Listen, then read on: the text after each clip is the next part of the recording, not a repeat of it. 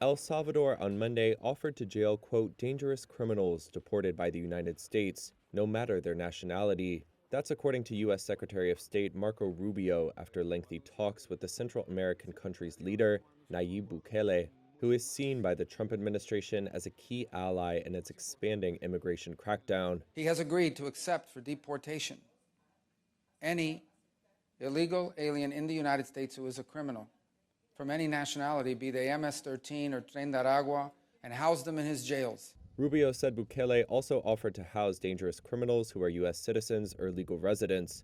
It was unclear whether the U.S. would take up that offer, but U.S. citizens cannot legally be deported from the United States. Rubio said more details of the deal would be forthcoming. The U.S. State Department's website notes that prison conditions in El Salvador are, quote, harsh and dangerous, with overcrowding constituting a, quote, serious threat to prisoners' health and lives.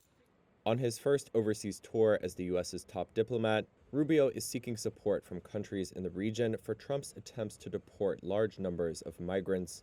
He's trying to secure so-called third country agreements like the one he said was in the works with El Salvador with other countries in the region. In such arrangements, nations accept citizens of other countries that will not accept deportees. Cuba and Venezuela, for instance, have frosty relations with the U.S. and have in the past limited the number of deportees they will accept.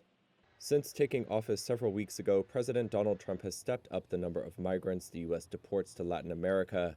The U.S. on Tuesday sent the first military aircraft carrying a handful of detained migrants to the naval base in Guantanamo Bay, Cuba, which Trump has promised to expand to hold up to 30,000 migrants.